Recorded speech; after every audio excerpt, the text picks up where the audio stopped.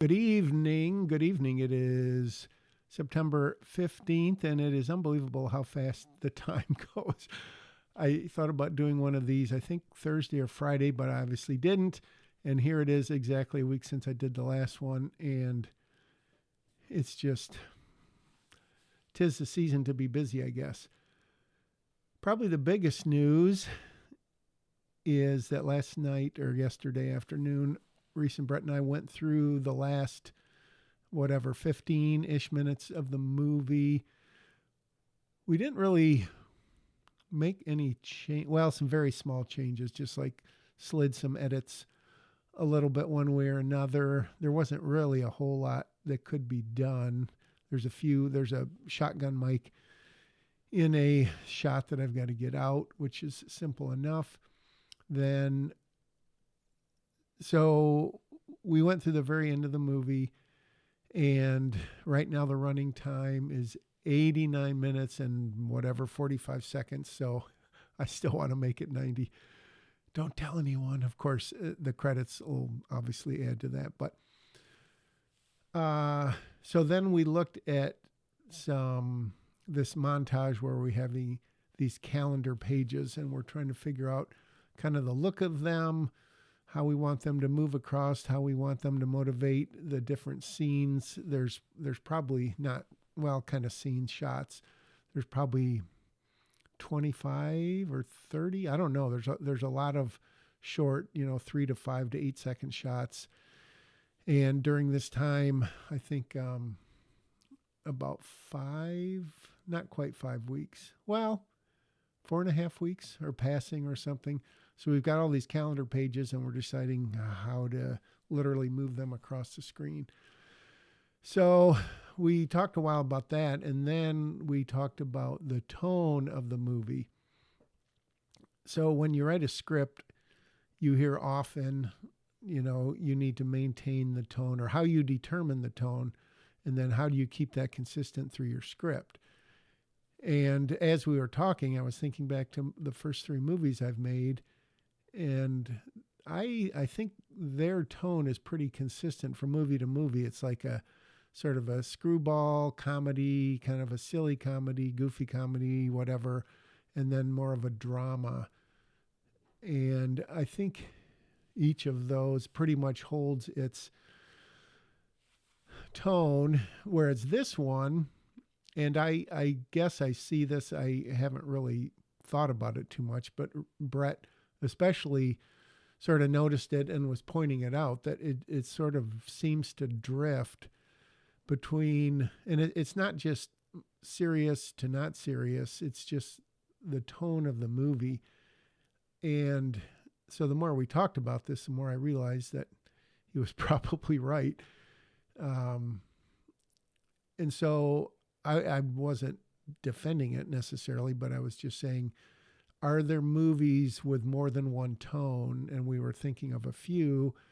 And then I was saying, well, not that movies are real life, but when you get up in the morning and go through your day, does the tone of your day change? And certainly it does. I mean, maybe if you're on vacation or literally working on one thing the whole day, maybe the tone doesn't change. But certainly in a typical day, it could go from lighter, it could be funnier, something bad could happen, dramatic could happen, hopefully not real bad would happen.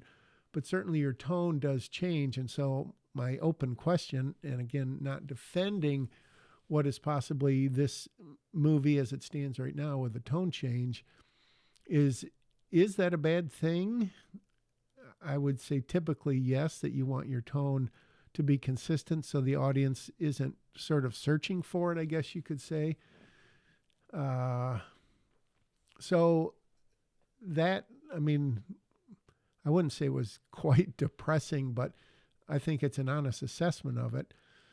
And we were talking about how the music might not fix it, but the music could sort of sway the audience almost, or sort of guide them, or show them just by the music what kind of music is playing. That I don't know, this is, you play dramatic music and it makes it a dramatic moment, even if it isn't, or if it's a silly or funny or whatever it is. So that was very interesting. And then we started talking about the next movie we hope to make, which hasn't even seen, the script hasn't even started yet. But, and they especially were saying, well, we'll take what we learned on this one and use it on the next one. And, growing pains and getting better, hopefully, and this and that and the other thing. So it was interesting to hear them talk like that. Like, yeah, we want to make another one. But not that they were dismissing this one, but saying we did the best we could with what we had, the time and the money and the people, which is always true. And at the same time, I don't think we don't want to market this like, well, we only had X amount of money and X amount of days, and this is the best we could do, because who cares how much money you spent and how much time you took to make it. It's not like you get, oh, well, because of that, I really liked it, but otherwise I would have hated it. So I don't know that it's a trap, but it's something that some people lean into and they go, wow, I made a $20,000 feature film, or I only spent X amount of dollars. And is that to say, oh, okay, well, then I'll excuse the bad lighting or bad sound or bad acting or something? No, probably not. My hair is just not behaving. Anyways, and I've got this bump on my head. Wow. I don't know if he did a bad job cutting it or what, but it just looks kind of funny. Sorry. So that was an interesting conversation, and it kind of grounded it in realism that, yes, this isn't the best movie ever made, unfortunately. But I don't know. It was kind of a reality check conversation. So the tone led into the next film we make. We want to make sure it is a consistent tone. And I think as we talked, and all three of us were talking about this, it's not just the script. It's making sure the actors are on the same page.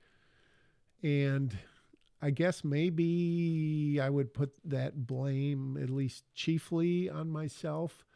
I think part of the problem is, I don't know if it's a problem or not, part of the reality is I knew pretty much who I was writing for, and especially this one guy, I know his acting style.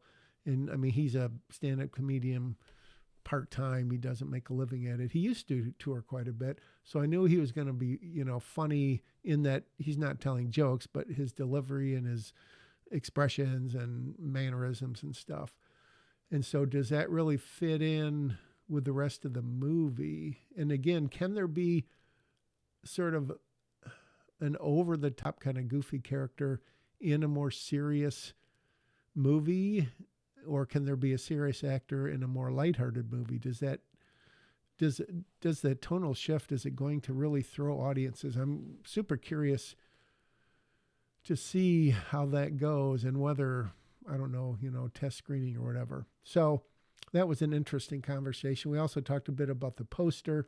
I need to send Brett some more images. We talked about a tagline for the poster. We talked about a trailer. So I've got plenty of stuff to do. I'm still working on some, I guess special effects, in that I'm compositing some stuff. I just realized this audio is kind of low. Sorry about that. And some other little cleanup things. But I mean, the movie is substantially cut together. Nothing much other than the montage we'll probably be fiddling with. These calendar pages. I'm going to show you a little picture-in-picture of something I'm working on, just because I really haven't. So this is DaVinci. I don't know how many of you use DaVinci. And I'm going to do a review of DaVinci at some point. Because I've been using Premiere for 20 plus years, going way back. And there's some things I really like about DaVinci, some things I'm lukewarm, a few things I don't like.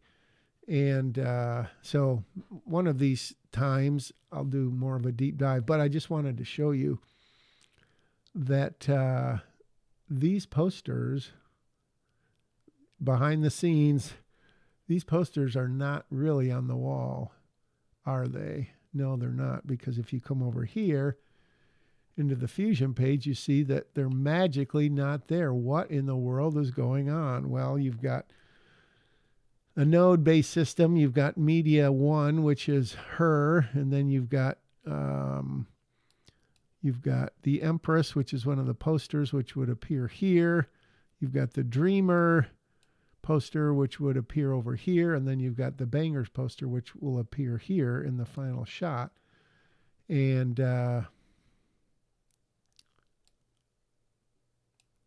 so there they are. So there's one behind the scenes little nugget. Wow. Aren't you amazed by that? So I thought, what the heck? I'll tease a few things about it. That's like the biggest special effect in the film. My camera seems to be going in out of focus too. All right, I guess that'll do it for tonight. Sort of a introspection, not quite a retrospection. But I'm going to ask some questions on some screenwriting pages on Facebook about tone and just see what sort of feedback I get. Again, it is what it is. The film's done. You know, the music could help a little bit. The performances are the performances. The writing's the writing. Directing's directing, blah, blah, blah. So that's it for December 15th. I will be back at least once more before Christmas, and we'll see what happens between now and then.